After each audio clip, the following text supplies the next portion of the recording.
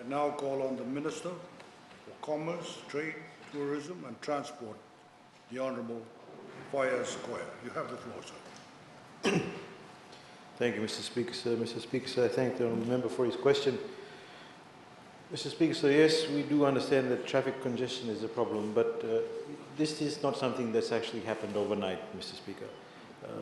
What's happening is that this government is actually rectifying the lack of foresight from many, many years ago, sir.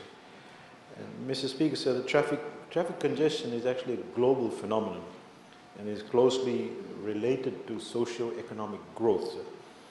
This decade of unbroken positive economic growth has led to increase in economic activities and an increase in disposable income of Fijians. So never before was it so easily affordable for working Fijians to become car owners, sir. And this has led to a better quality of life. It has also actually meant more congestion on the roads and overuse of our road infrastructure. Basically, there are more cars on the road. So the Suva-Nausori corridor is a road length of about 20-odd kilometers and connecting travelers between Suva and the fast-growing town of Nausori. And there was a time that we may have had only about 600 cars, but today we're totaling probably over about 60,000. And the corridor accommodates, that actual corridor accommodates a third of Fiji's population that travel along that particular corridor. Every country in the world, Mr. Speaker, sir, whether developing or developed, has to deal with congestion. Many systems have been put in place in advanced nations like Singapore, they've actually introduced odd and even rule, and actually on alternate days in some jurisdictions even have limitations on the number of cars that you can actually own. We are fortunate, sir, that the Fijian government has a 5-year and a 20-year national development plan which looks forward holistically, and we have in place a comprehensive strategy and a strategy that is guided by the NDP in the direction to address this traffic congestion. The merger, Mr. Speaker, sir, of the Department of Transport with the Ministry of Commerce, Trade and Tourism has helped us better understand the development and the growth needs.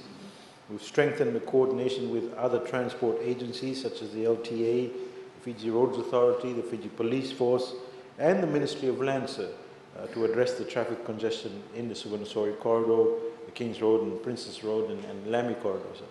The ministry, our ministry and the Ministry of Lands has begun a traffic congestion survey using drones. And the objective of this survey is to identify the actual choke points that exist and to ascertain whether the current traffic management, such as urban clearways and police traffic directions, are actually effective.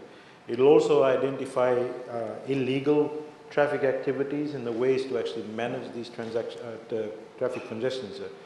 The ministry also, Honourable Speaker, sir, has undertaken a household travel survey, and the survey results give us the busiest days of travel in the urban centres, which are Thursdays and Fridays, and Thursdays for rural areas, and Sunday and Monday are the busiest days of travel in for the Maritime Islands. That survey also actually shows us that buses and cars are the preferred mode of travel for more than 5 kilometres, whilst walking is preferred for 2 kilometres or less.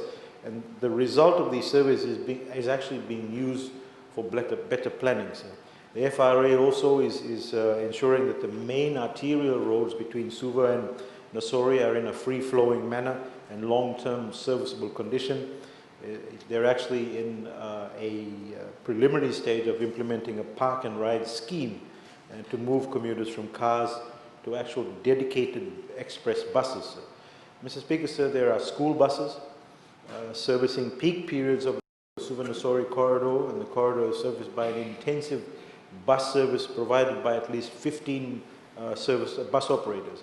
In order to regulate bus traffic during this period, the LTA is actually also implementing a reliability test, sir, for the active monitoring of the services along all the bus routes in Fiji, particularly the bunching of buses, and this occurs daily, which opens up gaps in service and diminishes the reliability for bus passengers. So LTA has in place at the moment a traffic management and enforcement strategy, which is actually focused on overloading and illegal public transport operations, bus service monitoring and e-transport revenue protection, sir. The transport agencies, Mr. Speaker, sir, in 2019, also through the Transport Technical Working Group, headed by the Ministry, introduced and enforced, and some of you would have seen that probably on a daily basis, the Urban Clearway project between McGregor Street to Rewa Street at Sambola.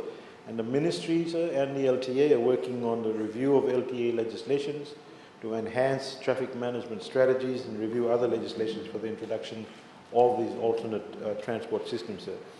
So to ensure the free flow of traffic, police officers are also strategically placed in locations during peak periods. I'm sure you would have all seen that in the mornings when you're actually coming through. It's made the traffic a little easier. And these are actually conducted at the major road intersections to enhance safety and the security of road users. The traffic congestion operations in the morning are from 0600 to about 0845 hours, and of course afternoon from 1630 to 1900 hours. We need to be mindful, sir, also that we are a country also who in the last 10 years has had to fork out billions of dollars, sir, for rehabilitation post a natural disaster. So let's not forget how much time and resource we needed to build back better each particular time, sir.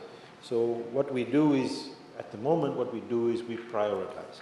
We've had to put certain plans on hold to fight the new challenges, and also COVID-19 has been no exception, sir. I hope that answer suffices, sir. Thank you very much. I thank the Honourable Minister.